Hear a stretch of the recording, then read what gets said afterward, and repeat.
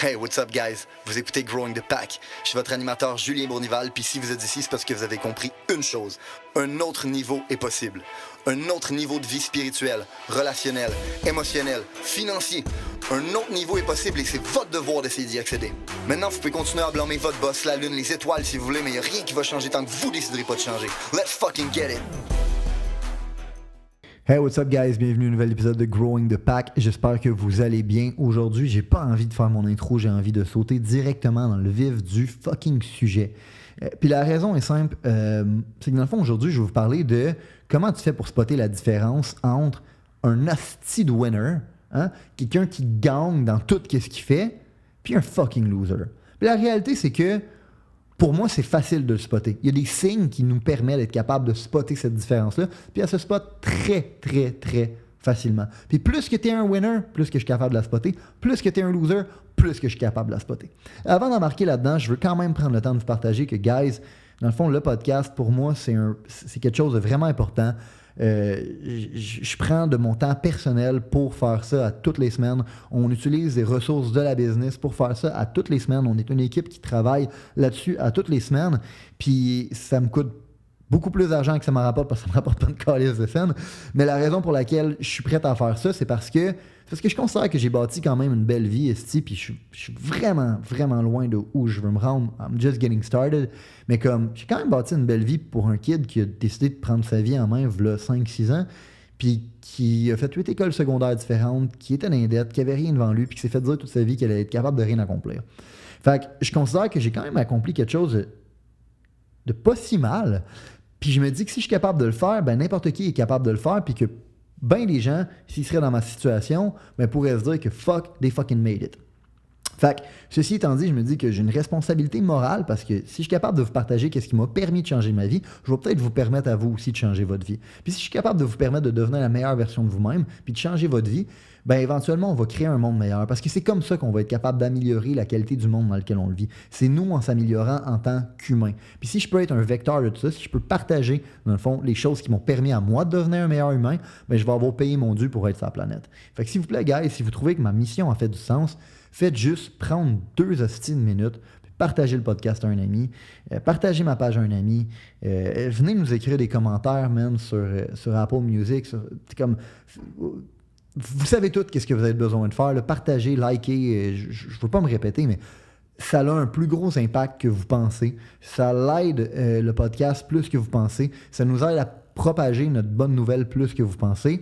Puis je pense que pour de vrai, c'est un message qui doit être entendu, surtout dans l'ère dans laquelle on vit, où est-ce qu'on vit dans une ère de victimisation, puis les gens qui ne sont pas capables de prendre responsabilité. Le but du podcast, même, c'est de permettre au plus de gens possible de prendre 100% de responsabilité de leur calice de vie, parce que je pense que ça part de là si tu veux avoir une vie libre et prospère. Fait que ceci étant dit, comment tu fais pour spotter un tabarnak de winner puis un fucking loser? Vraiment simple. La fréquence à laquelle il parle calice. Dans le fond, là, la personne qui est un winner, elle parle vraiment pas à la même fréquence que le loser. Le loser, là, c'est plate, là, mais tu le spots vraiment facilement. C'est le gars qui passe son temps à parler tout le monde au gym. Okay? C'est le gars que pendant que vous êtes en train d'avoir un meeting, il est en train de placoter à tout le monde puis il est en train de faire des jokes plates. Okay? Puis qui interrompt la personne qui tient le meeting pour faire des jokes plates. Okay? C'est la personne qui n'arrête pas de prendre des breaks à job, man, pour aller placoter autour de la machine à café. C'est cette personne-là. Puis probablement que cette personne-là, tu sais quoi, elle se lève le matin, là, puis elle placote à tout le monde, elle placote avec son voisin. Elle a du temps pour placoter, ça n'a pas de sens. Moi, je regarde faire, puis je suis comme, mais de où elle trouve tout son temps pour être capable de placoter comme ça avec tout le monde? Je ne comprends pas, OK? Parce que réellement, les winners, ils pensent complètement différemment. Parce qu'ils n'ont pas le temps, eux, de placoter. Parce qu'ils sont fucking focusés. Parce qu'ils savent que si tu veux être capable d'atteindre tes objectifs, c'est une game de focus. C'est une game d'intention. Puis si, dans le fond, tu commences à mettre ton focus partout, à droite et à gauche, puis que ton focus il est à essayer d'aller attirer l'attention, parce que réellement, quand tu parles à tout le monde comme ça, la seule chose que tu veux, c'est de l'attention. Let's be fucking, genre... honnête ensemble, OK? Si tu parles comme ça à tout le monde, la seule chose que tu essaies d'aller chercher, c'est de l'attention. Puis la réalité, c'est que tu vas pas la chercher de la bonne façon. Parce que la bonne façon d'aller chercher de l'attention, c'est d'être le fucking winner. Puis les personnes qui win dans la vie, c'est facile à spotter. Ce gars-là, il focus quand il est au gym. Il n'est pas en train de placoter à tout le monde. Il s'est calé les écouteurs, ses oreilles, puis il est focusé à faire ses calices de rep. Puis cette personne-là, ben, quand il est en train de faire un meeting, probablement que c'est elle qui tient le meeting. Fait qu'elle n'a pas le temps de placoter, puis de dire des niaiseries, puis de faire des jokes pas drôles. Puis si c'est pas elle qui tient le meeting, ben, elle prend des notes, puis elle participe activement au fucking meeting. Cette personne-là, elle prend pas le temps de prendre des breaks sans arrêt pour aller parler à tout le monde autour de la machine à café. Non, cette personne-là est focusée à faire sa job. Puis probablement que le matin, au lieu de placoter avec son voisin, puis de placoter avec tout le monde en ligne, puis de dire n'importe quoi, ben, elle prend du temps pour elle-même. Elle prend le temps de méditer, elle prend le temps de lire un livre, elle prend le temps de travailler sur elle-même. Elle prend ce temps-là pour faire du extra work sur elle-même, puis se donner du temps nécessaire à elle-même. Fait que cette personne-là, dans le fond, le winner, là, la grosse différence, c'est qu'il parle quand c'est nécessaire, pendant que l'autre, il placote pour placoter. Vous savez pourquoi? C'est simple. Parce que le winner, là, il n'a pas le temps de parler. Il n'a juste pas le temps. Il y a d'autres choses à faire. Il y a des goals à atteindre. Il y a des objectifs à atteindre. Puis c'est là-dessus qu'il met son focus. Fait qu'en ce moment, il reste 2 semaines, 3 semaines à l'année. Je pense que tout le monde devrait get their mind right, puis tout le monde devrait avoir un petit moment de réalignement. Est-ce que mon focus est à la bonne place? Je suis en train de parler à tout le monde, je suis en train de planifier des parties, je suis en train de faire tout ça, je suis en train de me focusser, man, à genre win l'année, à win les dernières semaines, à dominer mon marché, à atteindre mes objectifs avec le peu de temps qui me reste. Fait que, dans le fond, je vais juste vous donner 3 trucs, OK? Si vous voulez être capable de bâtir la carrière que vous voulez, puis de vous rendre où vous voulez, puis de vous identifier comme un fucking winner. Si vous voulez que les gens vous regardent, puis soient capables de dire « Ce gars-là, c'est un fucking winner », voici la recette, OK? Ingrédient numéro 1. Do the fucking work. Ça me décalisse de voir à quel point il y a des gens qui pensent que faire leur travail, c'est de l'extra. Dude, faire ta job, c'est la raison pour laquelle tu es payé. Si, dans le fond, ta job, c'est de faire des ventes, OK? Aller chercher des ventes, il n'y a rien de spécial là-dedans. Tu ne mérites pas de médaille pour ça. Tu ne mérites pas de reconnaissance, tu ne mérites rien. Dans le fond, tu mérites ta paye. Dans le fond, tu es payé pour faire ça, puis tu l'as fait. Bravo. Puis même pas bravo. Dans le fond, that's it. Tu mérites de ne pas perdre ta job. C'est tout, OK? Ça me décalisse de voir à quel point il y a des gens qui ne comprennent pas ce principe-là. Faire ta job, ce n'est pas un extra, c'est le strict minimum. Puis, by the way, le strict minimum va probablement te permettre de make a living, mais il ne va jamais te permettre d'être capable de te démarquer des autres. Parce que dis-toi qu'il y a tout le temps quelqu'un qui va être prêt à lui en faire plus. Puis lui, il va se démarquer bien avant toi. Malgré que tu vas te démarquer avec d'autres personnes. Tu vas te démarquer par rapport aux losers. Hein? Tu vas te démarquer par rapport à ceux qui sont même pas capables de faire leur job. Tu vas te démarquer par rapport à ceux qui finissent tout le temps par perdre leur job. Puis peut-être que tu vas les regarder et tu vas te dire, ben au moins je win par rapport à eux. Mais t'es-tu un winner, man? Je suis pas sûr qu'on peut te qualifier comme étant un winner juste comme ça. T'es juste pas un loser, mais t'es right in the middle. Fait que la réalité, c'est que si tu veux être capable de te démarquer, ben point numéro 1, faut que tu sois capable de faire ta job, qui est le strict fucking minimum qui t'est demandé. OK? Puis déjà, comme j'ai dit, tu vas te démarquer par rapport aux losers, mais tu vas pas te démarquer par rapport à tout le monde. Si tu veux être capable de te démarquer réellement, puis l'endroit où tu devrais être capable de mettre ton focus, une fois que tu es capable de get your job right, hein, une fois que tu es capable de do the fucking work, c'est de go above and beyond. Fait que tu fais quoi avant le travail? Tu fais quoi après le travail? Tu fais quoi dans le fond? Est-ce que tu prends ça relax, puis tu te dis, ben moi, je vais arriver sur la job, puis je vais me préparer quand je vais arriver sur la job? Ou t'es le genre de gars intense, ou le genre de fille intense qui dit, tu sais quoi? Moi, le matin, qu'est-ce que je fais? C'est que je me prépare pour que j'arrive sur la job. Ben, je te colle la shot. Si c'est pas toi qui fais ça, il y a quelqu'un qui le fait. Puis cette personne-là, elle va se démarquer bien avant toi. Puis cette personne-là, elle va se démarquer comme étant le fucking winner du bureau. Puis cette personne-là va être capable de bâtir une carrière bien plus rapidement que toi. Puis je tiens à dire de quoi, OK? Parce que depuis tantôt, je parle bâtir une carrière. Man, si c'est ta propre business, la même chose s'applique à toi en passant. Là. Moi, ça me décalisse d'entendre le monde dire « Ah, mais moi, je suis devenu un entrepreneur parce que comme ça, j'ai pas de boss, puis il n'y a personne qui peut me dire quoi faire. » Ta gueule, man. Ta gueule. T'as l'air d'un calice d'amateur quand tu dis ça. Si tu es un vrai entrepreneur, tu as du monde à ta charge. Ben, tu as plus de responsabilités que tout le monde quand tu as du monde à ta charge. Puis dans ce temps-là, ben, you know what? Tu en as une description de tâche. Puis si tu ne fais pas ta description de tâche, ils vont le spotter ton monde. Puis s'ils le spotent, je te jure qu'ils vont jamais te suivre. Puis si toi, tu n'es pas capable de go above and beyond, tu penses-tu que ton monde va aller above and beyond? Non. Puis ils vont jamais être capables de t'identifier comme étant le leader qui veut le suivre. Puis à partir de ce moment-là, tu seras jamais capable de scale ta fucking business. Fait que do the fucking work, puis go above and beyond. C'est pas juste si tu veux bâtir une belle carrière à l'intérieur d'une entreprise déjà établie. Si tu veux partir une organisation from scratch, c'est la même calice d'affaires, man. Sais-tu quoi? C'est même plus important. Beaucoup plus important. Parce que c'est toi qui set le space, c'est toi qui set le standard. Ceci étant dit, go above and beyond. Tu fais quoi pour aider ton équipe, man? Tu fais quoi pour aider le monde autour de toi? Tu fais quoi pour aider ton staff? Tu fais quoi pour aider tes partenaires? Tu fais quoi pour aider tes collègues?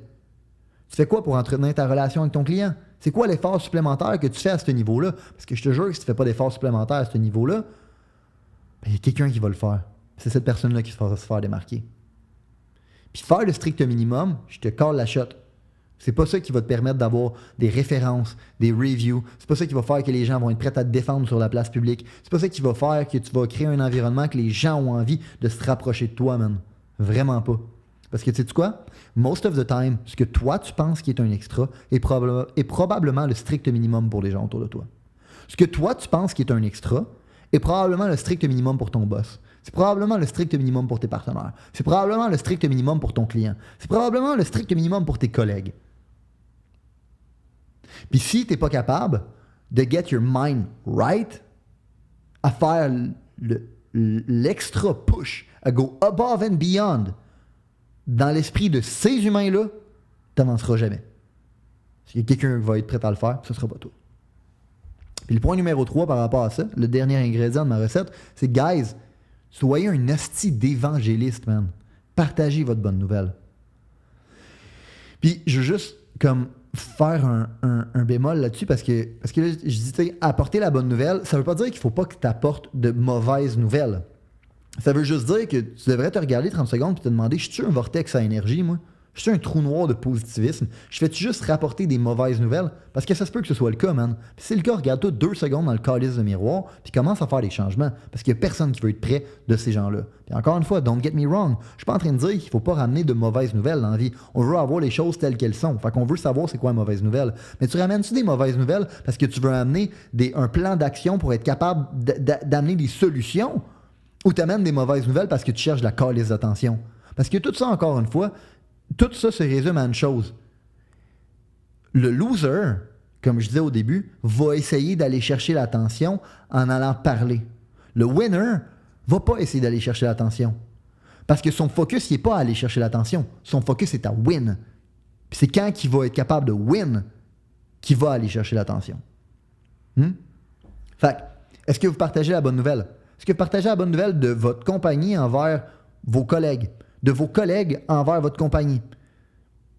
De, dans le fond, vos anciens clients à vos nouveaux clients? La bonne nouvelle de vos nouveaux clients à vos anciens clients? Est-ce que vous partagez la bonne nouvelle de ce que vous faites, Carlis? Est-ce que vous partagez la bonne nouvelle de ce que vous faites à vos amis à l'extérieur du travail? Est-ce que vous partagez vos solutions? Puis en passant, je ne suis pas en train de dire de pitcher, tous vos amis, parce que ça, encore une fois, je veux faire une nuance. Je ne suis pas en train de dire que votre job, en étant un évangéliste, c'est d'être en train de pitcher vos solutions, puis votre business, puis ce que vous faites à tout le monde autour de vous. Non. C'est est-ce que vous partagez la bonne nouvelle? Est-ce que vous partagez vos wins? Est-ce que vous partagez qu'est-ce que vous faites de bien? Est-ce que vous partagez l'impact positif que vous avez dans le monde? Puis la réalité, là, je vais vous laisser là-dessus, c'est que dites-vous une chose. Si vous n'êtes pas un bon évangéliste de ce que vous faites, c'est probablement parce que vous n'êtes pas capable de go above and beyond. C'est probablement parce que vous n'êtes pas capable de faire votre description de tâche. La raison pour laquelle vous avez de la misère à partager votre bonne nouvelle, à être un évangéliste de qu'est-ce que vous faites, c'est pour ça. Parce que vous avez peur, man.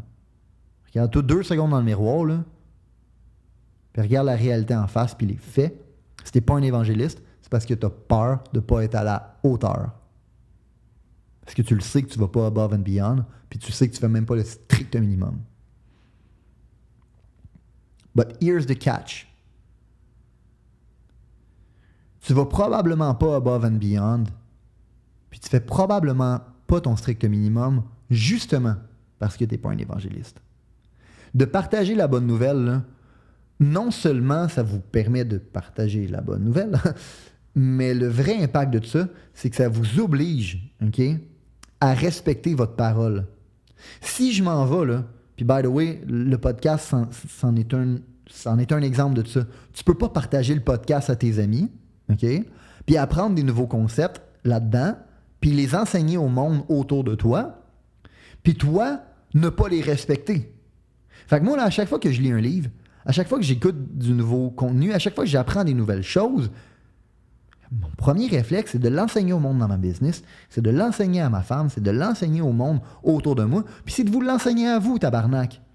Pourquoi? Parce que je sais que ça vient de me créer une pression sociale qui va m'obliger à vivre à la hauteur des standards que j'ai setés dans votre esprit à vous. C'est moi qui ai seté le standard dans votre esprit de c'est quoi le strict minimum que vous devriez vous attendre avec Julien. Puis ma job à partir de ce moment-là, c'est de go above and beyond. Fait que dites-vous une chose, si vous ne faites pas le strict minimum, si vous n'allez pas above and beyond, c'est probablement parce que vous n'êtes pas un bon évangéliste. Puis vous n'êtes probablement pas un bon évangéliste parce que vous n'êtes pas capable d'aller above and beyond, puis vous ne faites pas votre calice de description de tâches.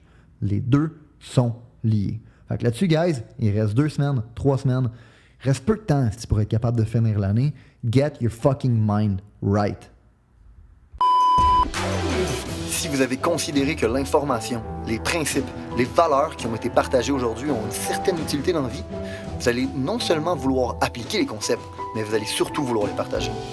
Les partager à un ami, partager à une connaissance, partager à quelqu'un qui en a besoin. Growing the Pack, c'est avant tout un mouvement qui grandit à travers les gens qui fait grandir. C'est un mouvement qui permet de créer les leaders de demain. C'est seulement grâce aux gens comme vous qui comprennent que le développement du leadership est notre plus gros enjeu qu'on va réellement faire avancer les choses. Je vous remercie pour votre temps. Let's grow the fucking pack!